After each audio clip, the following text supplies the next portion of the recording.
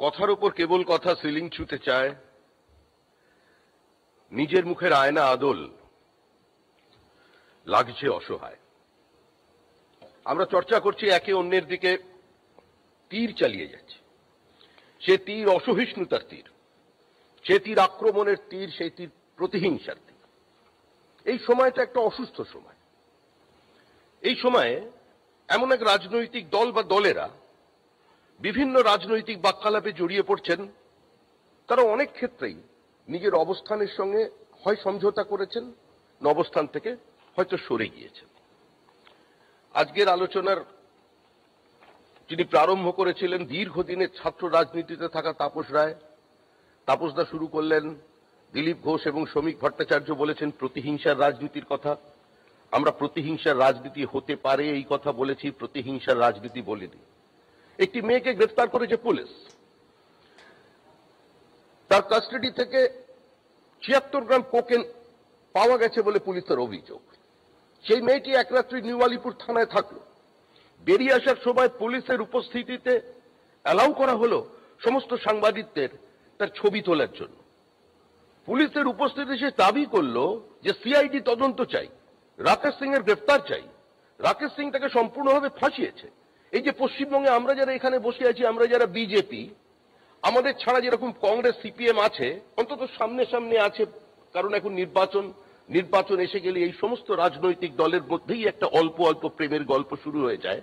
সেই সমস্ত প্রেমালাপের বাইরে এসেও দেখবেন এই বিরোধী রাজনৈতিক দলেরা কোনোদিন পশ্চিমবঙ্গের মাটিতে সিআইডির তদন্ত দাবি করেন।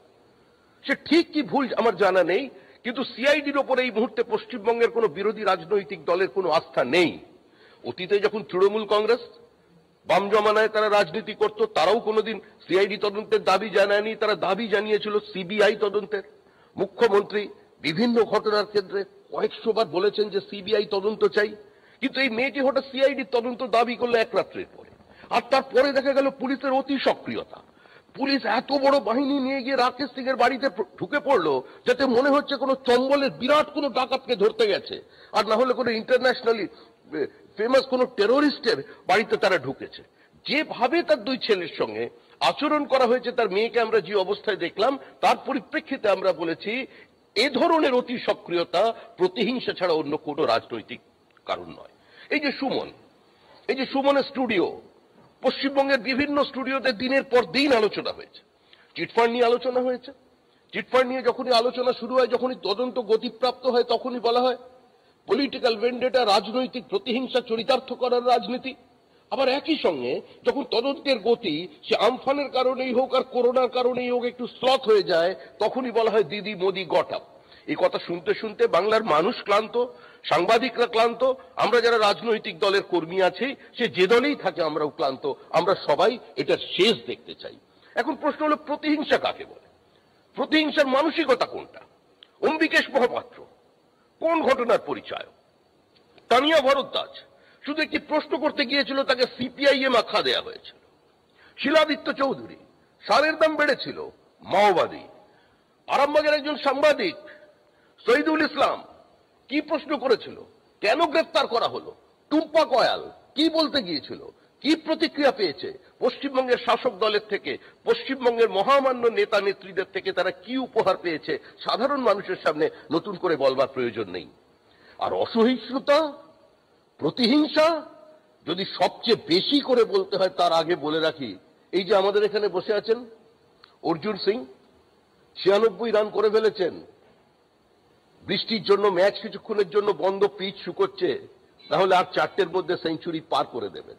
মুকুল রায় তৃণমূলের অবিসম্বাদিত নেতা, যার কথায় একসময় পশ্চিমবঙ্গের পাতা নড়ত, যিনি ঘরের মধ্যে ঢুকে বেরিয়ে এলে মন্ত্রিসভার মন্ত্রী পদগুলো বদলে যেত, সেই মুকুল রায় তিনিও ৩৭-এর সীমানা পার করে দিয়েছেন।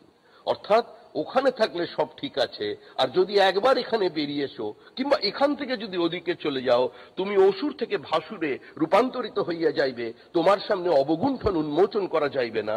একবার খালি হাতে পতাকা তুলে নিতে হবে, লড়াই লড়াই লড়াই চাই, লড়াই করে বাঁচতে চাই, এই লড়াইয়ের নেত্রীকে মমতা ব্যানার্জি আবারকে, উন্নয়ন চাই, তাই পশ্চিমবঙ্গে আবার মমতা বন্দ্যোপাধ্যায়কে চাই। এই শব্দ বললে সমস্ত অবস্থা শেষ হয়ে যাবে। প্রতিহিংসার রাজনীতি বিমল গুরুং, রাতারাতি ৭৯টা মামলা উইথড্র হয়ে গেল। এই হোটেলে দাঁড়িয়ে থাকলো, যে পুলিশ তাকে পাহারা দিয়ে নিয়ে এলো সেই পুলিশ হত্যার প্রতিবাদে এই পুলিশ তার বিরুদ্ধে মামলা করেছে, মামলা তুলে নিল। তাহলে এই মামলাগুলো কিসের ছিল? প্রতিহিংসার মামলা ছিল না, রাজনৈতিক মামলা ছিল না? উত্তর কে দেবেন? আর সবচেয়ে বড় উদাহরণ প্রতিহিংসার, সবচেয়ে বড় উদাহরণ যদি অসহিষ্ণুতার কিছু থেকে থাকে, তার নাম কুণাল ঘোষ। কি বলেছিলেন কুণাল ঘোষ? কুণাল ঘোষকে সিবিআই গ্রেফতার করেনি, এক থানা থেকে অন্য থানা কুণাল ঘোষ ছুটে বেড়াচ্ছে বুকে দাঁড়ি। তার দাড়ির থেকে অনুপ্রাণিত হয়ে তাপসদা দাঁড়িয়ে রাখতে দাড়িটা বাড়ালো কিনা বুঝতে পারছি না, কি প্রধানমন্ত্রী বাড়াচ্ছে বুঝতে পারছি না। এক মুখ দাড়ি নিয়ে কুণাল ঘোষ বলছেন সারদা কাণ্ডের সবচেয়ে বড় বেনিফিশিয়ারি, নামটা বলতে পারছেন, ম খালি উচ্চারণ করবার সঙ্গে সঙ্গে পুলিশ বিভিন্ন সময় এ চাপড়াতে পয়েন্ট চাপড়াতে শুরু করলো।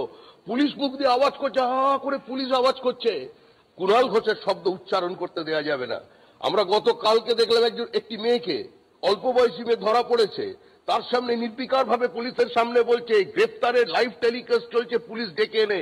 আর অন্যদিকে দিনের পর দিন ওই অসহায় কুণাল ঘোষের উপরে যে অত্যাচার হয়েছে, এক থানা থেকে অন্য থানা ঘুরিয়েছে সিবিআই নয়, ঘুরিয়েছে পশ্চিমবঙ্গ সরকার, পশ্চিমবঙ্গের নেতা নেত্রীরা, ঘুরিয়েছে পশ্চিমবঙ্গের রাজ্য পুলিশ। কিন্তু বদলে গেছে মতটা, পাল্টে গেছে পথটা। আমি জানি না ফোনে, গভীর রাতে ফোনে বা SMS এ বা অন্য যে সমস্ত কিছু আছে না, আমি ওইসব দিকে একটু পিছিয়ে আছি, সেদিকে কোনো যোগাযোগ আছে কিনা, কিন্তু এটা হয়েছে প্রতিহিংসা উদাহরণ। এখন আমরা কোন দিকে যাব? চোখের নিচে থমকে আছে অনেকখানি চোখের জল, চোখের উপর রঙ্গ কত হালকা হাসির কথা বল। আমরা কত কথা বলবো, কাকে বলবো? যারা বললেন, আমার বন্ধু ব্রাত্য হচ্ছে তো এখান থেকে বারবার ছুটে চলে যাচ্ছে, কখনো কর্ণাটক, কখনো দিল্লি, কখনো মহারাষ্ট্র, আমরা খুঁজে পেতে পারছি না যে কোথায় যাব। এত এয়ার টিকিটের ভাড়া এখন বেড়ে গেছে, আর এত দূর, কখনো 1400 কিলোমিটার, 1600 কিলোমিটার, 1700 কিলোমিটার, কিন্তু একদম নিজের বাড়ির কাছে। যে প্রতিহিংসা তৃণমূল কংগ্রেস আজকে দেখিয়ে দিচ্ছে, গণতান্ত্রিক মিছিলের উপরে আক্রমণ, বিভিন্ন জায়গায় বিভিন্ন বাড়িতে লিফলেট দিতে গেলে তার উপরে আক্রমণ।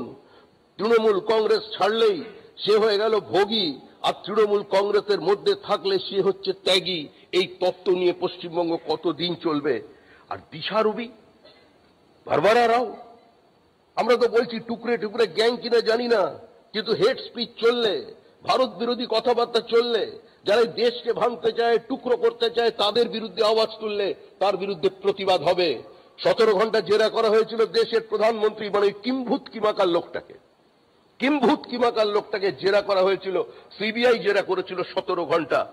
বেরিয়েছে নরসিমা রাওকে, কিংবা অন্য কোনো, যদিও তখন নরসিমা প্রধানমন্ত্রী ছিলেন না, তিনি দেশের কোন প্রধানমন্ত্রীকে, মনমোহন সিংকে তুই বলে সম্বোধন করেননি। দেশের প্রধানমন্ত্রীকে তিনি কখনো কিম্ভূত কিমাকার বলেননি। তিনি যা সমালোচনা করেছিলেন, রাজনৈতিক সমালোচনা, কেজড প্যারেট, এটা নিয়ে বহু রাজনৈতিক দল কথা বলেছেন। সমস্ত কিছু বিক্রি করে দিচ্ছে বিজেপি, বিজেপি সর্বনাশ করছে। সেই সিদ্ধান্তগুলো যখন নেওয়া হয়, তখন আজকের যিনি রাজ্যের মুখ্যমন্ত্রী ছিলেন, তিনিও সেই দলের সঙ্গে ছিলেন, সেই দলের সঙ্গে আছেন।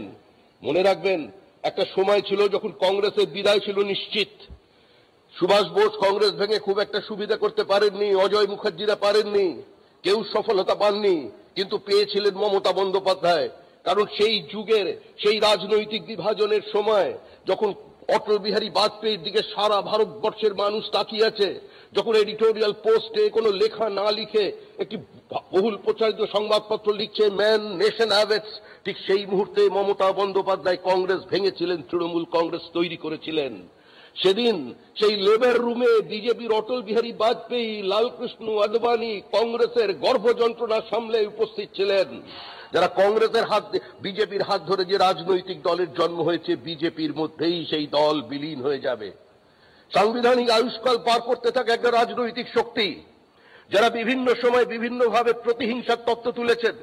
সিবিআই কারোর বাড়িতে গেছেন, এর আগেও ভারতবর্ষের বহু, ব্রাত্যই একটু আগে বললেন যে এর আগে বহু মুখ্যমন্ত্রীর বাড়িতে সিবিআই পৌঁছে যায়।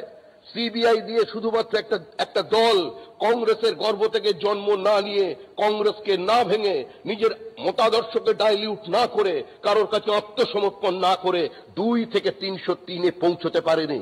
ভারতবর্ষের মানুষকে সঙ্গে নিয়ে, ভারতবর্ষের মানুষের কথা বলে, মানুষের কথা, মানুষের ব্যথাকে সঙ্গে নিয়ে আজকে সেই দল যাত্রা শুরু করেছিল। আজকে দীর্ঘ যাত্রার পর সে দল আজকে পৌঁছেছে 303 2019-এর পাওয়ারফুল আরো বাড়বে। তাই যে কটা দিন অবশিষ্ট আছে আক্রমণ চলবে, প্রতি আক্রমণ চলবে, কিন্তু আবার বলছি, কোন স্বতন্ত্র সংস্থা তারা তদন্ত করছে, সেই তদন্ত করতে গিয়ে কারোর বাড়িতে সে পৌঁছেছে, সেই স্বাভাবিকভাবেই সেটা অন্য রাজনৈতিক দলের কাছে খুব একটা ভালো লাগবে না। কিন্তু যে সিবিআই এর পথ বারবার রাজ্যের মুখ্যমন্ত্রী অতীতে দেখিয়েছিলেন, যে সিবিআই এর দাবি তিনি বারবার পশ্চিমবঙ্গের মাটিতে দাঁড়িয়ে তুলেছিলেন, যে মুখ্যমন্ত্রী বারবার পশ্চিমবঙ্গের সিআইডির তদন্তের উপরে তার সন্দেহ প্রকাশ করেছিলেন, বিরোধিতা করেছিলেন, বামফ্রন্টের অসহযোগিতার কথা বলেছিলেন, পুলিশি নিষ্ক্রিয়তার কথা বলেছেন, অত্যাচারের কথা বলেছেন, সিপিআইএম এর প্রশাসনের রাজনীতিকরণের কথা বলেছেন, আজকে সেই অবস্থানে দাঁড়িয়ে এই প্রতিহিংসার রাজনীতি শোভা পায় না। মানুষ অসহায় নয়, মানুষ মূর্খ নয়, বাংলার মানুষ রাজনীতি সচেতন। বাংলায় দাঁড়িয়ে সুমন বাংলার খবর চারিদিক থেকে জোগাড় করছে। আজকে পশ্চিমবঙ্গের মানুষ এই সময়টাকে কাছ থেকে দেখছে। মানুষ নিজের তুলনায় বেছে নিচ্ছে যে কোনটা ঠিক কোনটা ভুল। মানুষ উন্নয়ন চায়, মানুষ বিভাজন চায় না, মানুষ ধর্মীয় বিভাজন চায় না। আজকের গণতন্ত্রই হলো ধর্ম। Today's religion is democracy and today's politics is development. Increase GDP, increase per capita. এই স্লোগান নিয়ে আজকে আমরা মানুষের সামনে এসে দাঁড়িয়েছি। ভারতীয় জনতা পার্টির মধ্যে একটা সর্বভারতীয় রাজনৈতিক দল, পৃথিবীর বৃহত্তম দল, ভারতবর্ষের অধিকাংশ রাজ্যে যে দলের সরকার চলছে, ভারতবর্ষের অধিকাংশ মিউনিসিপ্যালিটি কর্পোরেশন যে রাজনৈতিক দল পরিচালনা করছে, যে রাজনৈতিক দল এই মুহূর্তে এ রাজ্যে গভর্নমেন্ট ইন ওয়েটিং, তার কোনো সিবিআই এর প্রয়োজন হবে না, কোনো ইডির প্রয়োজন হবে না, কাউকে ভয় দেখিয়ে ব্ল্যাকমেল করে ক্ষমতায় আসার প্রয়োজন হবে না। কারণ আস্থা রাখুন মানুষের সঙ্গে, মানুষ শক্তিশালী, মানুষ শেষ কথা বলবে, মানুষ এই সরকারকে সরিয়ে দেবে। তাই প্রতিহিংসা নয়, সদ্ভাব চাই, বিভাজন নয়, সমন্বয় চাই। ভয় নয়, ইডি নয়, সিবিআই নয়, সিআইডি নয়, পুলিশ নয়, রক্তচক্ষু নয়, হুঙ্কার নয়, শুধুমাত্র সৎভাবে ভালোভাবে একটু কাছে এসে বলতে হবে আমরা তোমার সঙ্গে আছি। মানুষ বড় একলা, তুমি তাহার পাশে এসে দাঁড়াও, ভেসে দাঁড়াও এবং ভালোবেসে দাঁড়াও। ধন্যবাদ।